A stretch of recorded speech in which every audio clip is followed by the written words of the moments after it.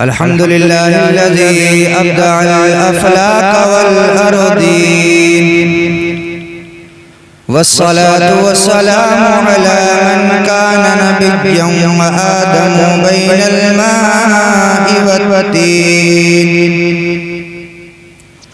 وعلى آله وأصحابه أجمعين. أما بعد فأعوذ بالله من الشيطان الرجيم. بسم الله الرحمن الرحيم.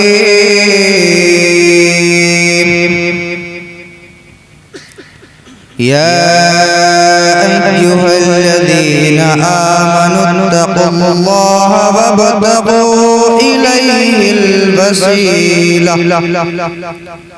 آمنت بالله صدق الله العظيم وصدق رسوله النبي الأمين المتين الكريم، ونحن على ذلك لمن الشاهدين والشاكرين، والحمد لله رب العالمين.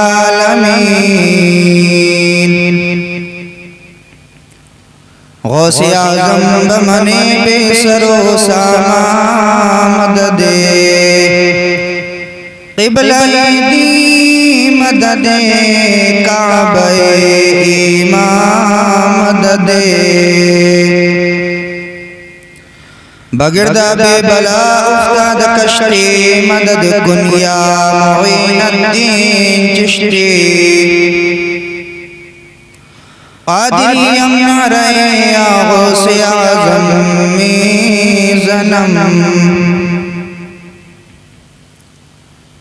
امام عشق و محبت فاضل بریلوی علیہ رحمت و رضوان لکھتے ہیں، واہ کیا مرتبہ اے غوث ہے بالا تیرا، واہ کیا مرتبہ اے غوث ہے بالا تیرا، اونچے اونچوں کے سروں سے قدم اعلیٰ تیرا، اونچے اونچوں کے سروں سے قدم اعلیٰ تیرا، اور سر بھلا کیا کوئی جانے کہ ہے کیسا تیرا.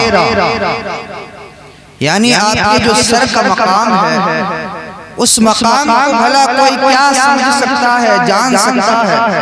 اعلیٰ حضرت لکھتے ہیں سر بھلا کیا کوئی جانے کہ ہے کیسا تیرا، اولیاء ملتے ہیں آنکھیں وہ ہے تلوہ تیرا، اولیاء ملتے ہیں آنکھیں وہ ہے تلوہ تیرا.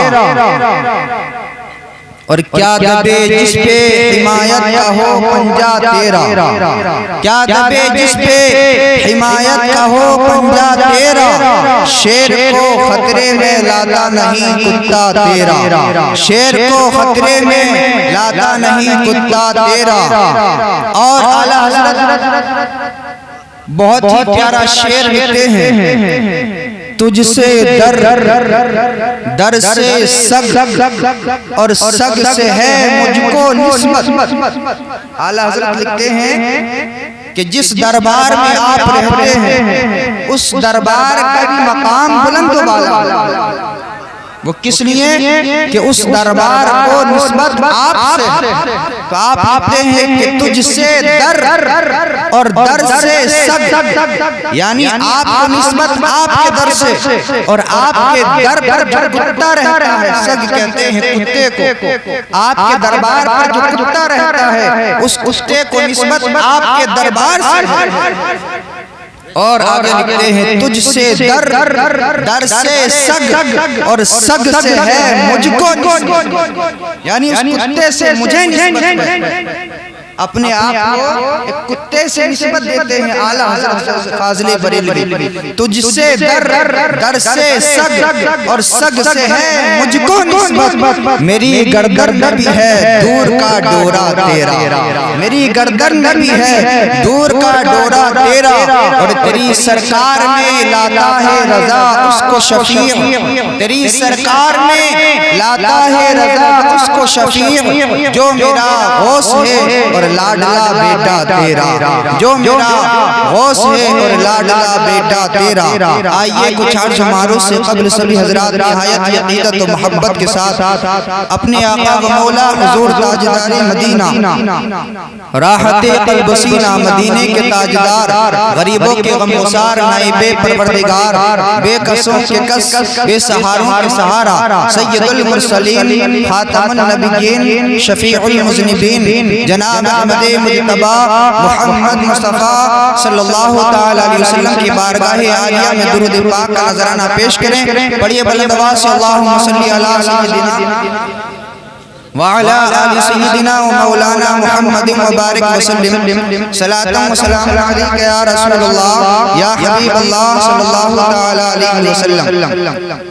برادران اسلام، آج ہم اور آپ سب ایک اللہ کے محبوب بندے کی بارگاہ میں حاضر ہوئے، اور یہ ولیوں سے نسبت، یہ بزرگوں سے نسبت دنیا میں بھی کام آتی ہے اور آخرت میں بھی کام آئے گی۔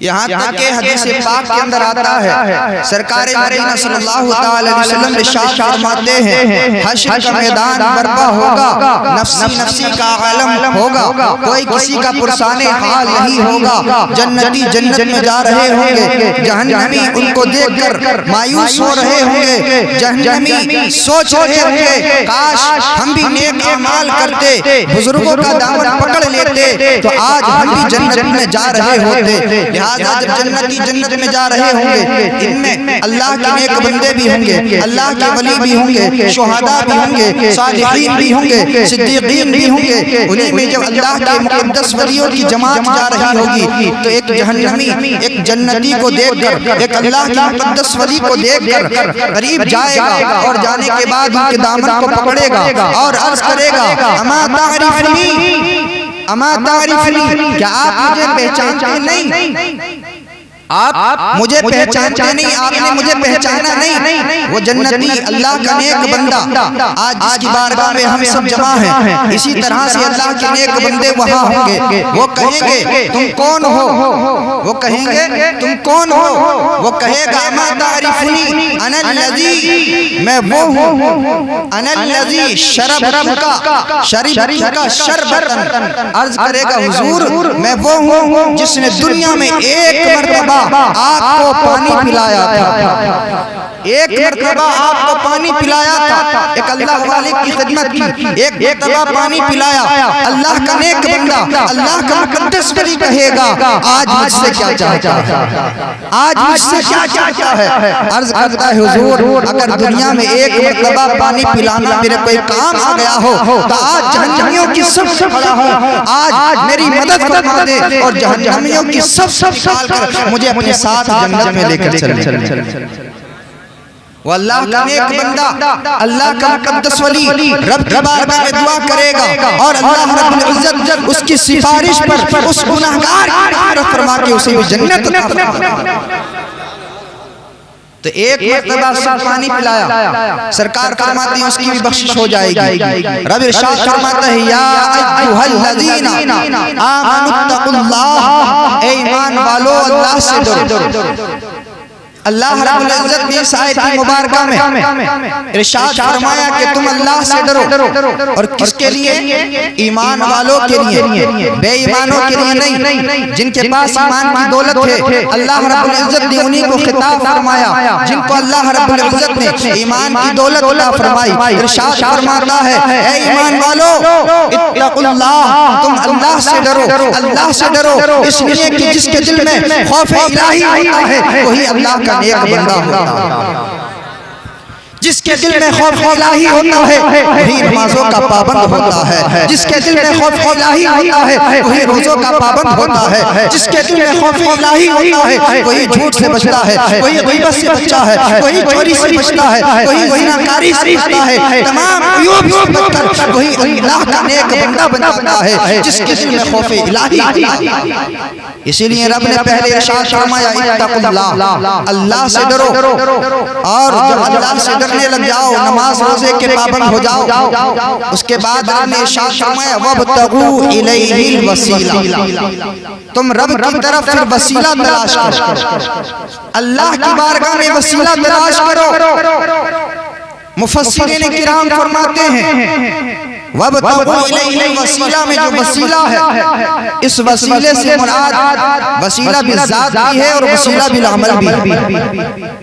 یہ علماء کرام بیٹھے ہوئے ہیں، آپ ان سے پوچھیں وسیلہ بالذات اور وسیلہ بالعمل دونوں، اب آپ کہیں گے وسیلہ بالذات کیا ہوتا ہے، وسیلہ بالعمل کیا ہوتا ہے؟ ہم وسیلے کے بارے میں سنتے ہیں کہ وسیلہ ہمیں دینا چاہیے، خدا کی بارگاہ میں ہمیں وسیلہ دینا چاہیے، لیکن وسیلہ دو طرح کا ہوتا ہے۔ ایک وسیلے کے منکر کچھ لوگ دنیا میں موجود ہیں، وہ وسیلہ بالعمل کے قائل ہوتے ہیں، وسیلہ بالذات کے منکر ہوتے ہیں۔ وہ کہتے ہیں کہ تم نمازیں پڑھو، روزے رکھو، اللہ کی عبادت کرو، اور انہی نمازوں کے ذریعے، انہی روزوں کے ذریعے اللہ سے مانگو، اللہ تمہیں عطا فرمائے۔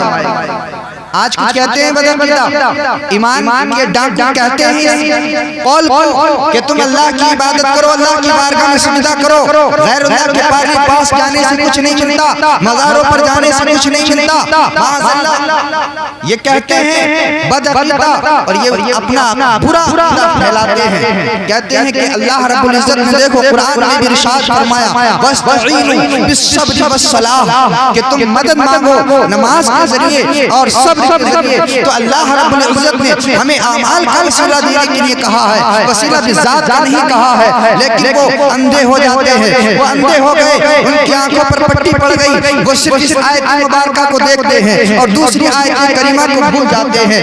حضرت آدم علیہ السلام پوری دنیا کے باپ، ہم سب کے جد امجد، پوری دنیا انسانیت کے باپ حضرت آدم علیہ السلام کو جب اللہ رب العزت نے پیدا فرمایا اور آپ کے جسم اطہر پر، آپ کے جسم اطہر میں روح ڈالی گئی، آپ کو ارشاد فرمایا وَلَا تَقْرَبَا هَٰذِهِ الشَّجَرَةَ، دونوں کے لیے حضرت حوا کے لیے اور حضرت آدم علیہ السلام کے لیے ارشاد ہوا وَلَا تَقْرَبَا هَٰذِهِ الشَّجَرَةَ، اس درخت کے قریب مت جانا۔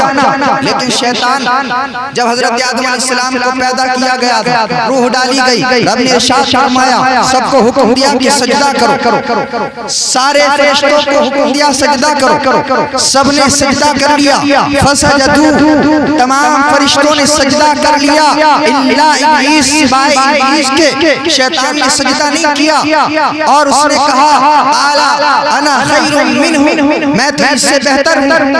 رب کی بارگاہ میں عرض کرتا ہے خلقتنی، اے پاک پروردگار، خلقتنی من نار، تو نے مجھے آگ سے پیدا کیا، وخلقتہ من طین، اور حضرت آدم کو تو نے مٹی سے پیدا کیا اور مٹی سے آگ افضل ہے، لہذا میں آدم کو سجدہ نہیں کر سکتا۔ جب سجدے سے انکار کیا اللہ رب العزت نے قیامت تک کے لیے اس کو شیطان قرار دے دیا، لعنت کا توق ڈال دیا اور جنت سے نکال دیا۔ اب اس دشمنی کی وجہ سے اللہ رب العزت نے حضرت آدم علیہ السلام کو حکم دیا کہ تم درخت کے قریب مت جانا۔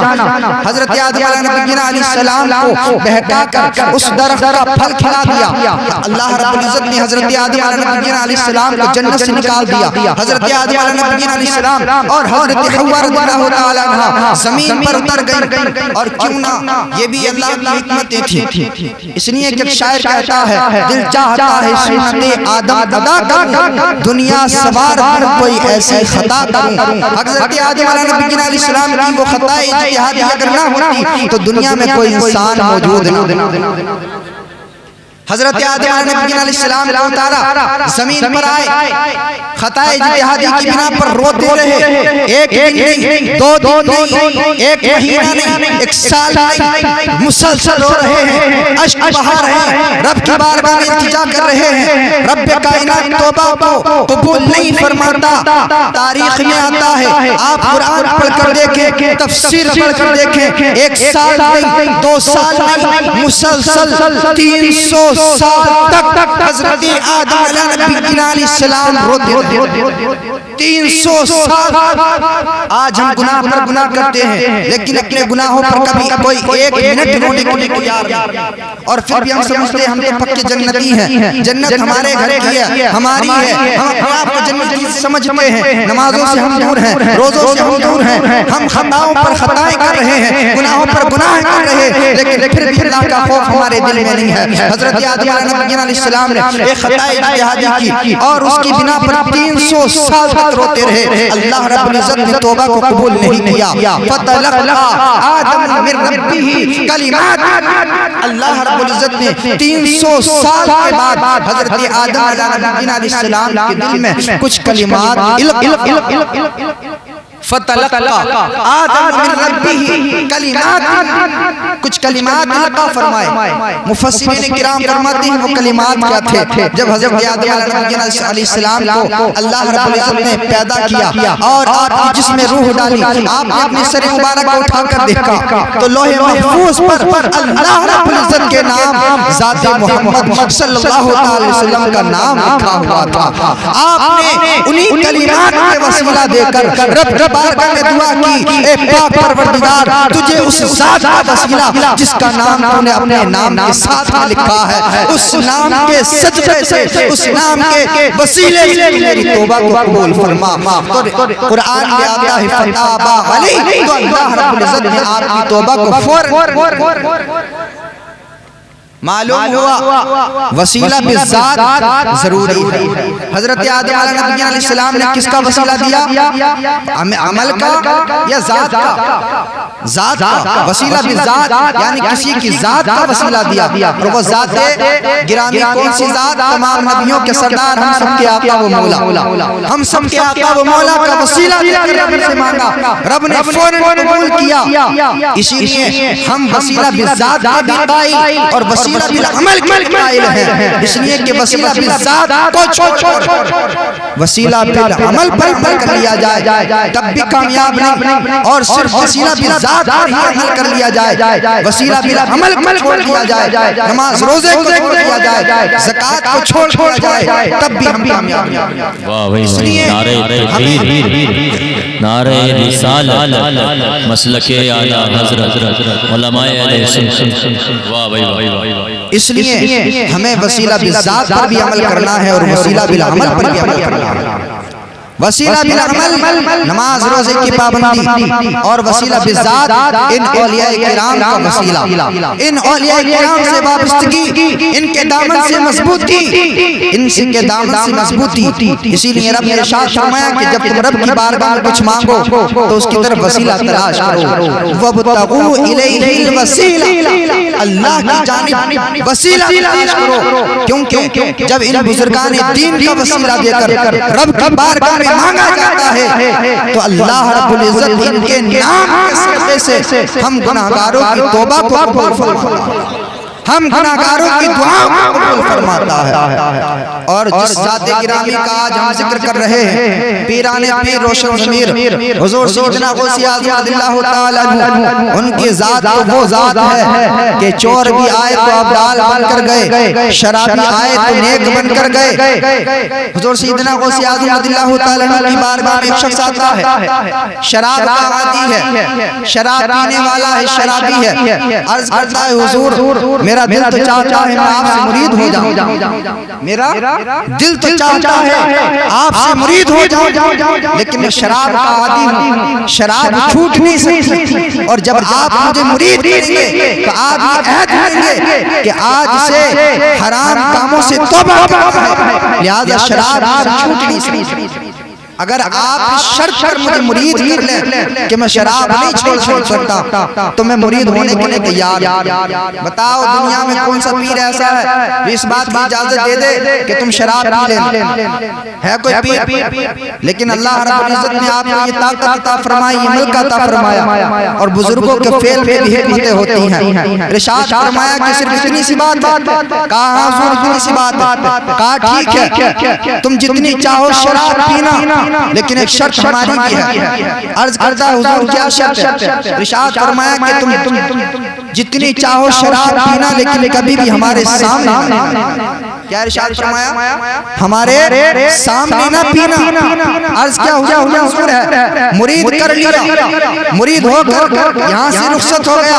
اب بڑا خوش ہو کر جا رہا تھا, خوش و خرم ہو کر جا رہا تھا کہ شراب پینے کی اجازت مل گئی ہے اور میں مرید بھی ہو چکا ہوں. دکان پر گیا, شراب کی بوتل خریدی. بوتل خریدنے کے بعد بڑا خوش ہوتا ہوا اپنے گھر پہنچا اور جانے کے بعد بیٹھ گیا. شراب کی بوتل کھولی اور اس بوتل کھولنے کے بعد جیسے ہی منہ کو لگانے کو تھا, کیا دیکھتا ہے کہ حضور سیدنا غوث اعظم رضی اللہ تعالیٰ عنہ سامنے کھڑے. ارشاد فرمایا ہم نے تجھ سے کیا عہد لیا تھا, ہمارے سامنے نہیں پینا. عرض کیا حضور ہاں مجھے یاد ہے. آپ نے ارشاد فرمایا, بوتل بند کر لی, رکھ دی. وہاں سے نکلا, دور و دراز دوسری جگہ چلا گیا اور جانے کے بعد ادھر ادھر دیکھا, کوئی نظر نہیں آیا. شراب کی بوتل نکالی, شراب کی بوتل کھولی, منہ کو لگانے ہی ہوتا, کیا دیکھتا ہے کہ سامنے پھر حضور سیدنا غوث اعظم کھڑے.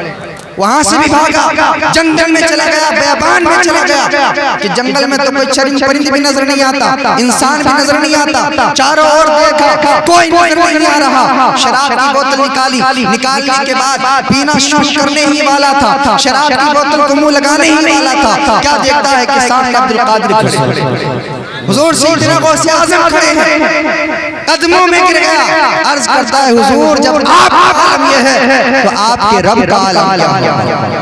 وہ تو سمیع و بصیر ہے, علیم و خبیر ہے, وہ تو دلوں کے حال جانتا ہے. جب آپ کا عالم یہ ہے تو میرا رب کب ہر جگہ ہے. حضور آج سچے دل سے توبہ کرتا ہوں کہ آج کے بعد میں شراب کو کبھی ہاتھ نہیں لگاؤں. نگاہ ولی میں وہ تاثیر دیکھی, بدلتی ہزاروں کی تقدیر دیکھی.